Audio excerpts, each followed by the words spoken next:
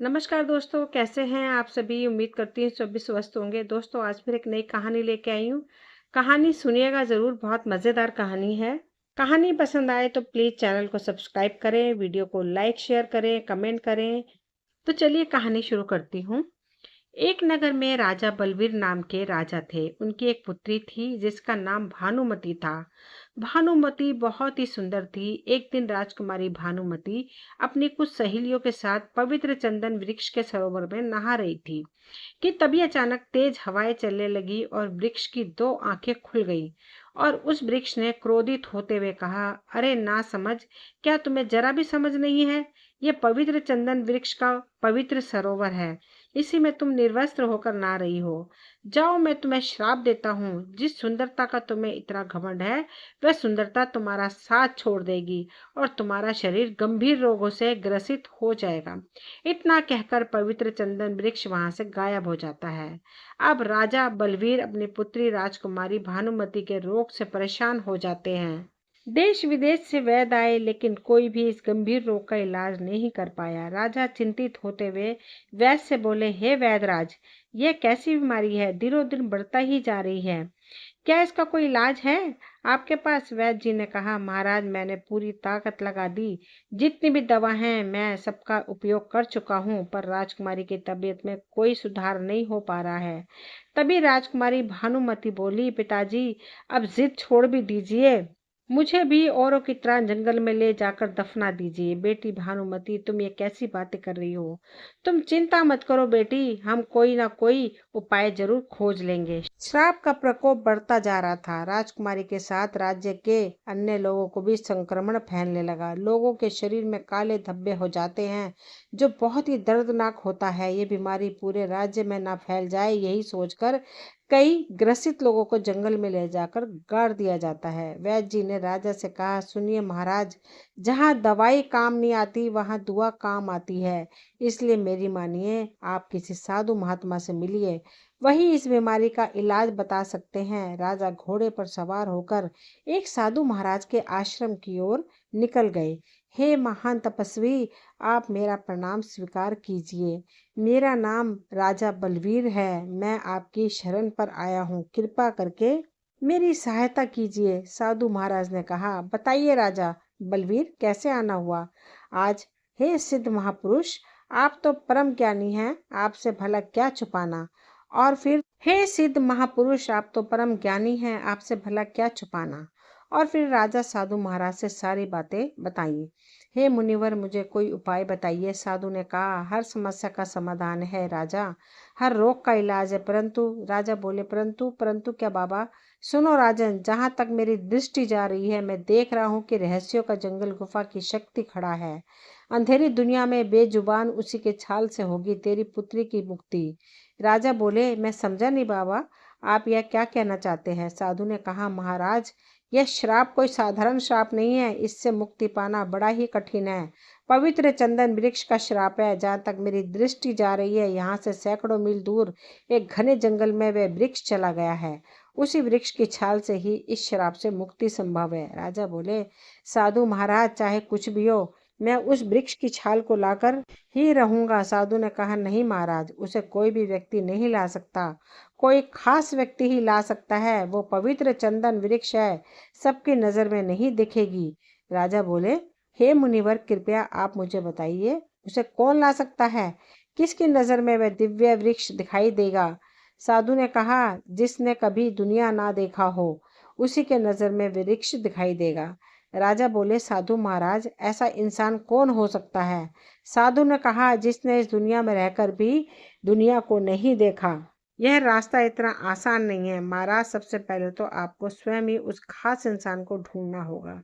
इसके बाद उस इंसान के जरिए उस पवित्र चंदन वृक्ष की छाल को लाया जा सकता है। राजा ने कहा, तो फिर ठीक है बाबा, मैं आज से ही उस खास व्यक्ति की तलाश शुरू कर देता हूँ। एक बात और ध्यान से सुनिए राजन, आपको अपना सारा राजपाट त्याग कर उस व्यक्ति की तलाश करना होगा।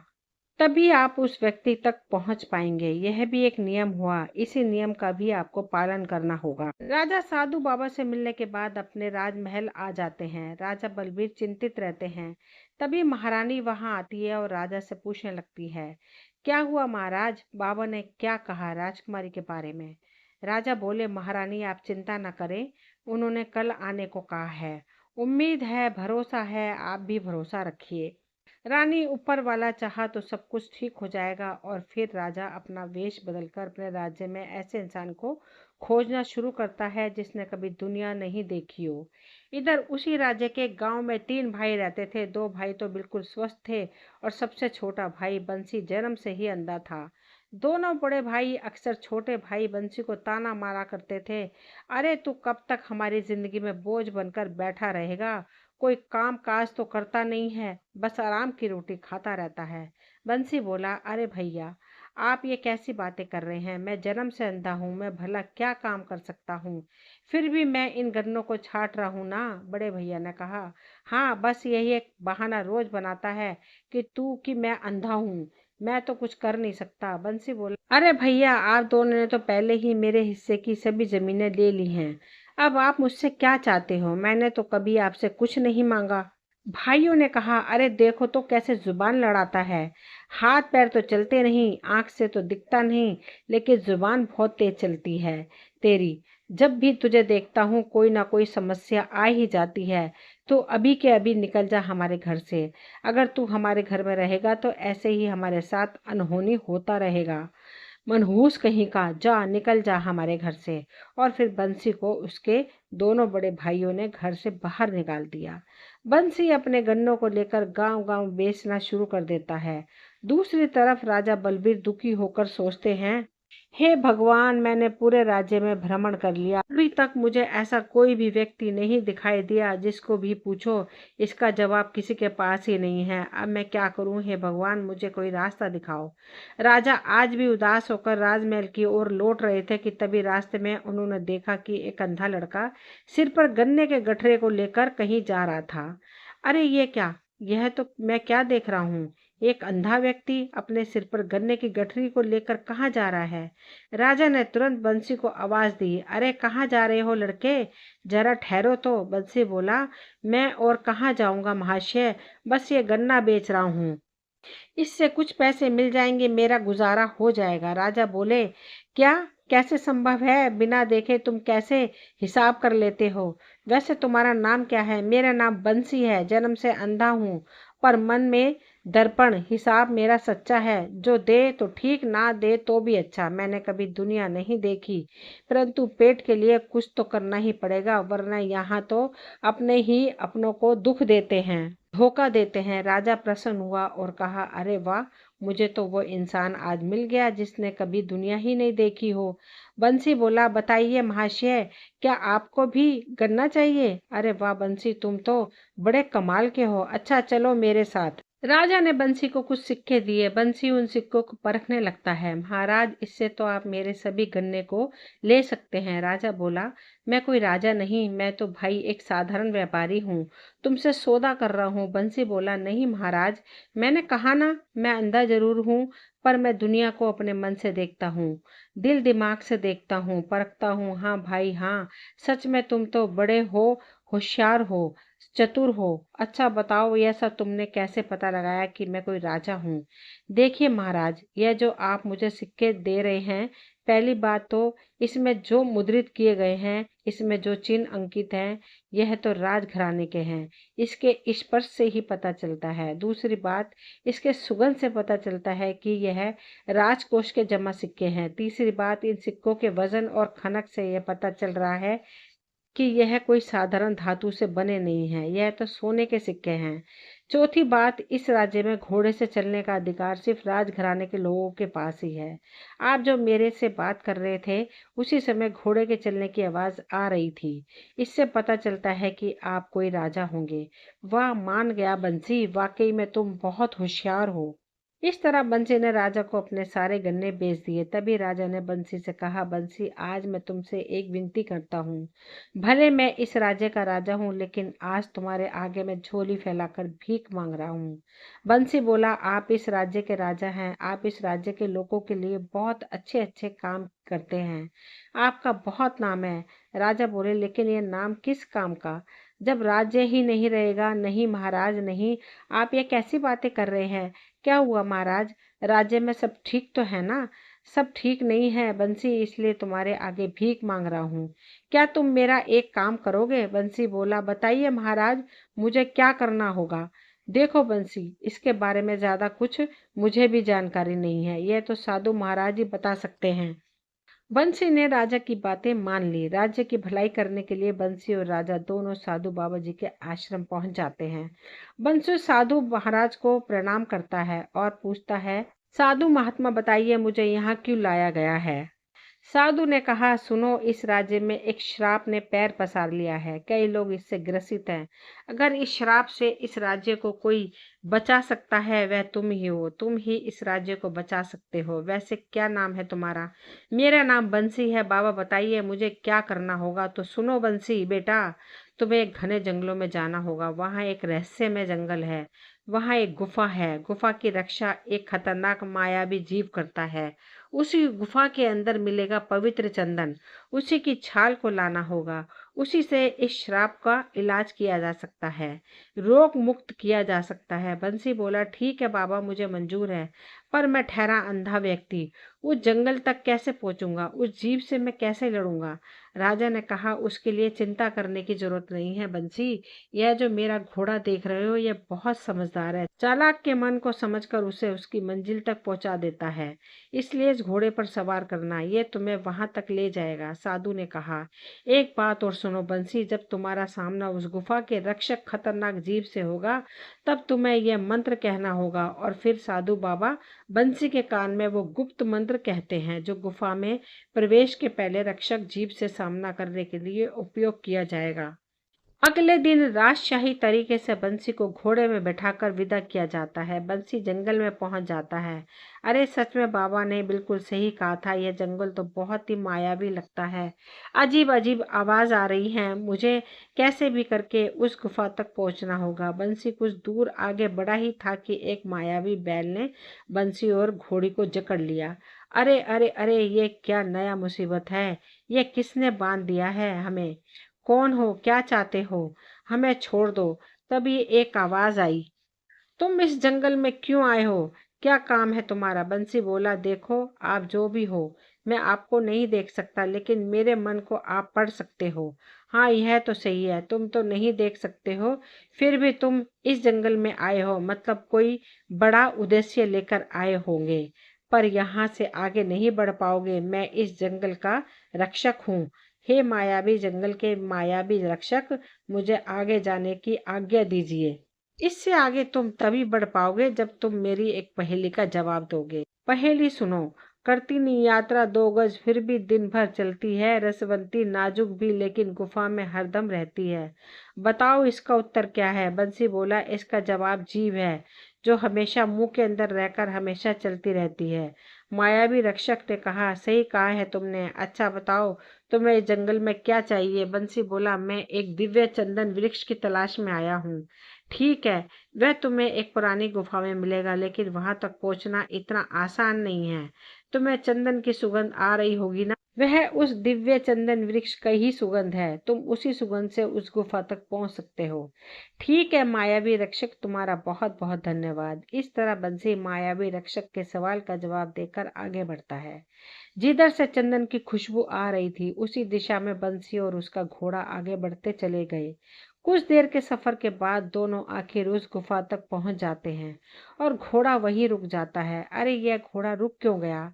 ओहो, लगता है हम उस गुफा तक पहुंच गए हैं। अरे, मुझे खुशबू के साथ कोई जानवर की गंध आ रही है। लगता है यहाँ आसपास में कोई बड़ा खतरनाक जीव होगा। अरे हाँ, याद आया, साधु बाबा ने कहा था कि कोई जीव उस गुफा की रक्षा करता है। हाँ, यह वही होगा। पर यह कौन सा जीव हो सकता है? इसके घुर्राने से तो लगता है यह कोई भालू होगा। हाँ, यह भालू ही है।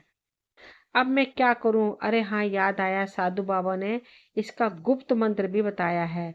बिन बुलाए आया हूँ, हे मायावी शक्ति, गलती को क्षमा कर, सुन ले मेरी विनती। गुफा के मध्य विराज सुगंधित चंदन, उसे लेने आया, नाम है मेरा बंसी। अंदर जाने दे मुझे, हे मायावी शक्ति, उसी के छाल से ही होगी जनमानस की मुक्ति। बंसी के इतने कहने पर मायावी भालू गुफा के दरवाजे से गायब हो जाता है।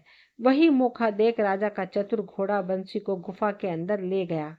सच में यह गुफा तो बहुत मायावी लगती है। उस वृक्ष की सुगंध पूरे गुफा के अंदर व्याप्त है। मुझे कैसे भी करके उस चंदन वृक्ष के पास तक जाना है।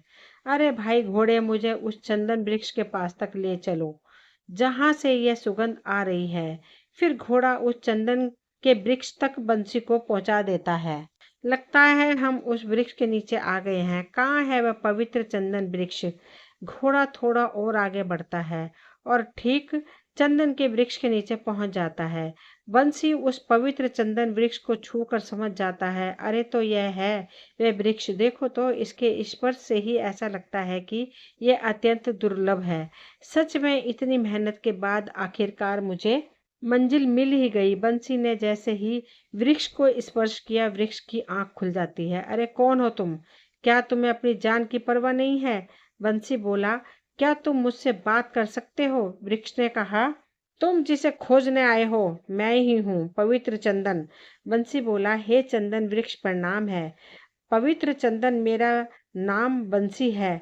आपके श्राप से राजा बलवीर का राज्य गंभीर बीमारी से ग्रस्त है। मैं उनकी रक्षा करने के उद्देश्य से आपकी छाल लेने आया था। वृक्ष ने कहा, सुनो बंसी, तुमने निस्वार्थ भाव से अपने राज्य के लोगों की रक्षा के लिए यहाँ आए हो, इसलिए तुम्हें मैं निराश नहीं करूंगा। जाओ बंसी, आज के बाद तुम भी इस दुनिया को देख सकोगे। तुम्हारी आंखों की रोशनी वापस आ जाएगी। पवित्र चंदन की औषधियां तत्व बंसी के अंदर प्रवेश करने लगी। बंसी की आंखों की रोशनी आ गई। बंसी अब देख सकता है। बंसी बहुत खुश होता है। हे भगवान, मैं आपका धन्यवाद कैसे करूं? बरसों से इच्छा थी कि मेरी आंखों की रोशनी आ जाए। बरसों से यही शिकायत थी कि तूने मुझे अंधा क्यों बनाया। लेकिन मुझे अंधा बनाने के पीछे का उद्देश्य कुछ और ही था। मैं आज समझ पाया। देखो तो, दूसरों की भलाई करते करते ही अपना भी भला हुआ। इसलिए लोग कहते हैं, कर भला तो हो भला। हे पवित्र चंदन वृक्ष, मुझे अपनी दिव्य गुण वाली अपनी छाल दीजिए, जिससे कि मैं अपने राज्य के लोगों के प्राणों की रक्षा कर सकूं। वृक्ष ने कहा, अरे हाँ, क्यों नहीं बंसी, यह लो मेरे वृक्ष की जादुई छाल। इससे राजकुमारी श्राप मुक्त हो जाएगी और अन्य लोग भी स्वस्थ हो जाएंगे। अब मुझे छाल को लेकर जल्द से जल्द राज्य की ओर लौटना चाहिए। बंसी वृक्ष के छाल को एक बड़े से गठरी में बांधकर उसको घोड़े में लादकर गुफा से बाहर निकल गया और अपने राज्य की ओर बढ़ने लगा। इधर राजा बलवीर चिंतित होते हैं कि अभी तक बंसी लौटा क्यों नहीं। तभी वहां एक सैनिक आता है। सैनिक आकर राजा के पास कहता है, महाराज की जय हो, पवित्र चंदन वृक्ष की छाल लेकर बंसी राजमहल पधार चुके हैं। महाराज, सैनिक के मुंह से ये बातें सुनकर राजा के साथ सभी लोग राजमहल के द्वार पर आ जाते हैं और बंसी का जोरदार स्वागत करते हैं। राजवैद्य के द्वारा उस छाल को तरल बनाया जाता है और कुछ बूंद राजकुमारी को पिलाया जाता है। राजकुमारी की तबीयत में एकाएक सुधार आने लगता है। राजकुमारी पहले की तरह सुंदर व युवा हो जाती है। साथ ही राज्य के सभी प्रभावित लोगों को भी पिलाया जाता है। इस तरह सभी लोग ठीक हो जाते हैं। इस तरह से पूरे राज्य में बंसी की प्रशंसा बढ़ने लगी। बंसी का मान सम्मान बढ़ गया। राजा ने खुशी से बंसी से कहा, बंसी, तुम्हारा बहुत बहुत धन्यवाद। तुम्हारा मुझ पर बहुत बड़ा उपकार रहा। बंसी बोला, नहीं महाराज, इस राज्य में मैं भी रहता हूँ। आपने ही राज्य के लोगों की रक्षा करना, यही मेरा फर्ज बनता है। मैंने जो किया अपने राज्य की भलाई के लिए किया है। महाराज, किसी ने सच ही कहा है, भला करो तो भला ही होगा। मैं लोगों की भलाई के लिए गया था और देखिए मेरी आंखों की रोशनी आ गई। अब मैं भी इस दुनिया को देख सकता हूँ। राजा बोला, हाँ बंसी, यह बात तो सच है। अच्छा सुनो बंसी, मैंने वचन के अनुसार पहले ही राजपाट को त्याग दिया है। अब मैं इस राज्य का राजा नहीं हूँ। बंसी बोला, यह आप क्या बोल रहे हैं महाराज? ऐसा नहीं हो सकता। राजा ने कहा, बंसी, उस रहस्यमय जंगल में जाने से पहले मुझे एक खास व्यक्ति की तलाश थी। नियम अनुसार मुझे ऐसे व्यक्ति की तलाश थी जिसने दुनिया नहीं देखी हो, लेकिन तलाश करने का भी एक नियम था कि मुझे निस्वार्थ रूप से राजपाट को त्याग करना होगा, जो कि मैं तुम्हें खोजने से पहले ही त्याग कर चुका हूँ। इसलिए मैं अपने वचन से मुकर नहीं सकता। मैं अब साधु बाबा के आश्रम जा रहा हूँ। अब मेरा बाकी का जीवन साधु सन्यासियों के साथ बीतेगा। और एक बात, आज मैं एक घोषणा करने जा रहा हूँ। सब लोग ध्यान से सुनो। मैं अपनी सुपुत्री राजकुमारी भानुमति का विवाह बंसी के साथ करने की घोषणा करता हूँ। साथ ही इस राज्य का राजा बंसी होगा और इस तरह राजकुमारी और बंसी का विवाह धूमधाम के साथ किया जाता है। राजा ने बंसी को राजगद्दी सौंपकर एक सन्यासी का भेष धारण कर लिया और राजा और रानी साधु बाबा के आश्रम में रहने लगे। इस तरह बंसी और राजकुमारी भानुमति की जिंदगी आगे बढ़ती चली गई और उस राज्य के लोग हंसी खुशी अपना जीवन जीने लगे। जब बंसी के भाइयों को बंसी के बारे में पता चला तो वे बंसी के पास आए और कहने लगे, हम अपने किए पर बहुत शर्मिंदा हैं महाराज, हमें माफ़ कर दीजिए। हम आपके आगे हाथ जोड़ते हैं, माफ़ी मांगते हैं, हमें माफ़ कर दीजिए। बंसी बोला, अरे नहीं भैया, आप ये कैसी बातें कर रहे हैं। मैं आपका छोटा भाई बंसी था और बंसी ही रहूंगा। बंसी, हमने तुम्हें घर से बाहर ही कर दिया, अब क्या तुम हमें राज्य से बाहर कर दोगे। अरे भाई नहीं, अगर उस दिन आप मुझे घर से बाहर नहीं करते तो शायद आज भी मैं एक अंधा बनकर ही रह जाता। जो होता है अच्छे के लिए ही होता है। इस तरह बंसी ने अपने दोनों भाइयों को माफ कर दिया। इसके साथ ही बंसी ने अपने राज्य के लोगों के लिए जन कल्याण कार्यों को शुरू कर दिया, जिससे कि लोगों को रोजगार के साथ साथ उनके फसल का भी उत्पादन बढ़ने लगा। दोस्तों, ये थी आज की कहानी। अगर कहानी पसंद आई हो तो प्लीज़ चैनल को सब्सक्राइब करें, वीडियो को लाइक शेयर करें, कमेंट करें। मिलती हूँ अगली कोई नई कहानी लेकर। कहानी सुनने के लिए आप सभी का तहे दिल से शुक्रिया।